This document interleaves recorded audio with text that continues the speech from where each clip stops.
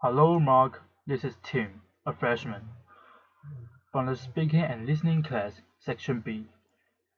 I'm going to do the recording assignment, the speech, A Warrior's Cry Against Child Marriage by Banda.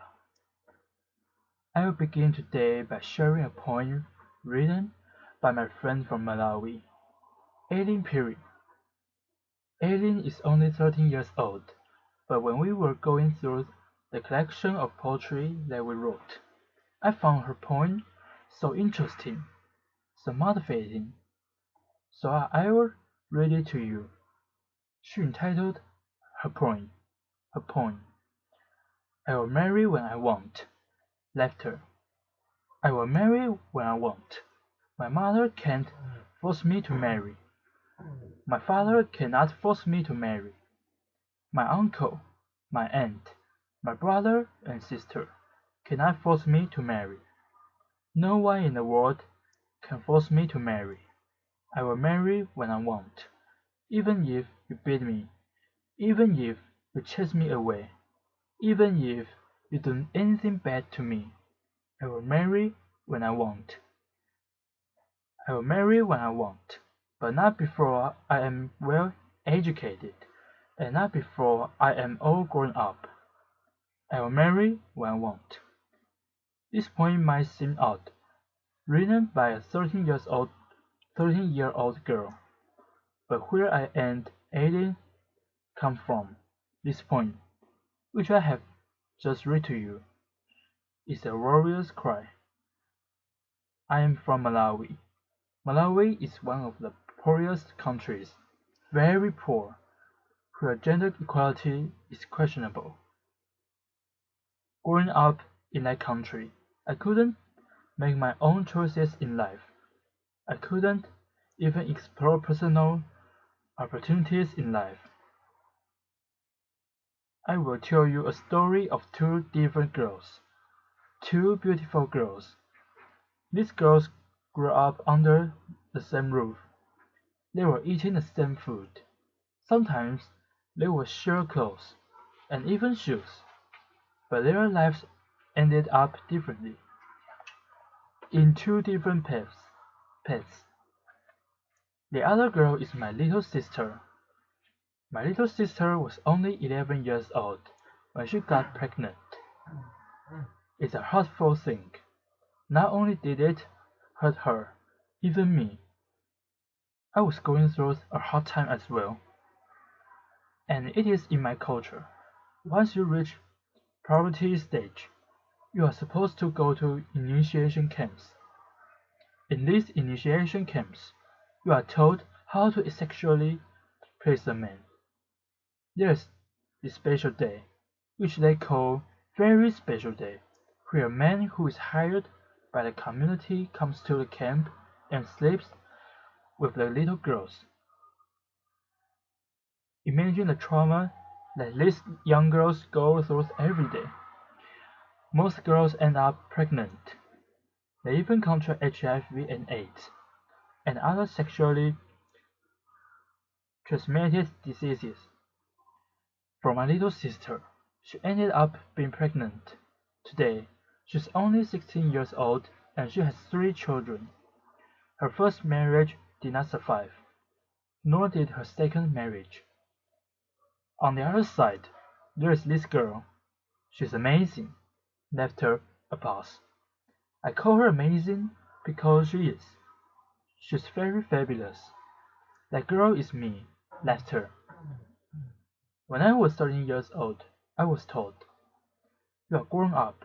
You have now reached of age. You are supposed to go to the initiation camp." I was like, "What? I'm not going to go to the initiation camps."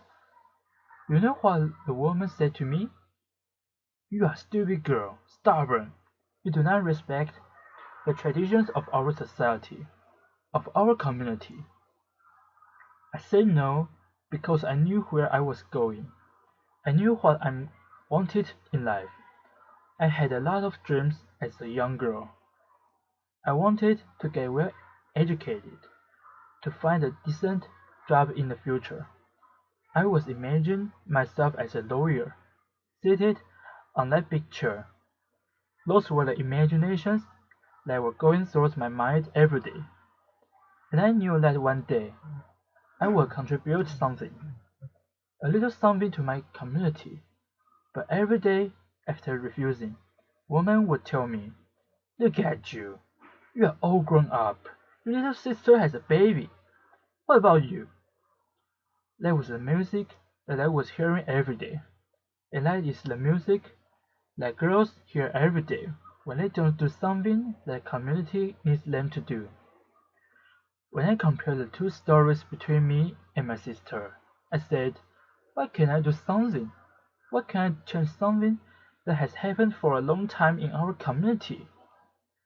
That was when I called other girls just like my sister, who have children, or who have been in class but they have forgotten how to read and write. I said, "Come on, we can remind each other how to read and write again, how to hold a pen, how to read, to hold a book."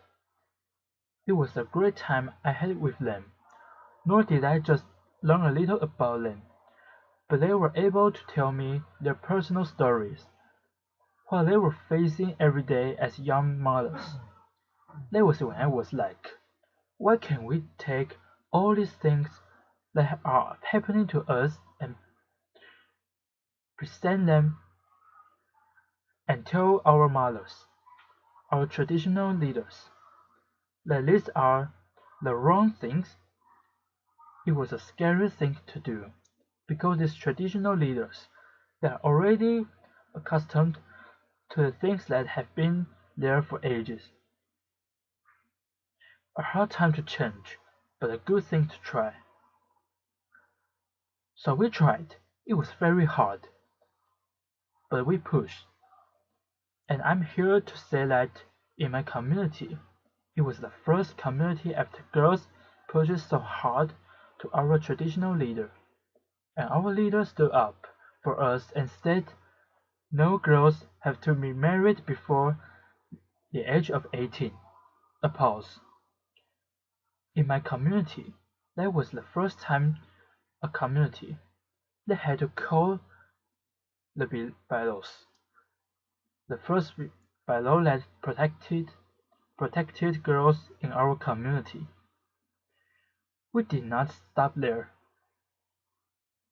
We forged ahead. We were determined to fight for girls not just in my community, but even in other communities. When the child marriage bill was being presented in February, we were there at the Parliament House every day. When the members of Parliament were entering, we were telling them, "Would you please support the bill?" And we don't have much technology like here, but we have our small phones. So we said, "Why can't we get their numbers and text them?" So we did that. It was a good thing. A pause. So when the bill passed, we texted them back, "Thank you for supporting the bill." Laughter. And when the bill was signed by the president, making it into law, it was applause. Now, in Malawi, 18 is the legal marriage age, from 15 to 18. Applause. It's a good thing to know that the bill passed, but let me tell you this.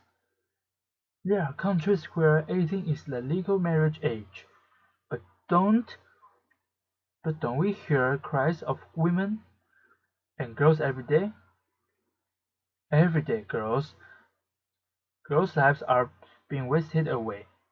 This is high time for leaders to honor their commitment. In honoring this commitment, it means keeping girls' issues at heart every time. We don't have to be subjected a second, but they have to know what women, as we are in this room, we are not just women, we are not just girls, we are extraordinary, We can do more. And another thing for Malawi, and not just Malawi but other countries, the laws which are there. You know how a law is not a law until it is enforced? The law which has just recently passed and laws that in other countries have been there, they need to be publicized at the local level, at a community level, whose girls' issues are very striking. Girls face issues, difficult issues, at a community level every day. So if these young girls know that there are laws that protect them, they will be able to stand up and defend themselves because they will know that there is a law that protects them. And another thing I would say is that girls' voices and women's voices are beautiful.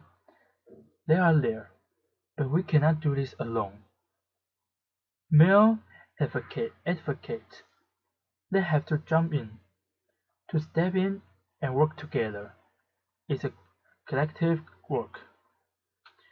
What we need is what girls elsewhere need: good education, and above all, not to marry released 11. And furthermore, I know that together, we can transform the legal, the cultural, and political framework that denies girls of their rights. I'm standing here today and declaring that we can end child marriage in a generation. This is the moment where a girl and a girl, and millions of girls worldwide, will be able to say, I will marry when I want. A pause. Thank you. A pause.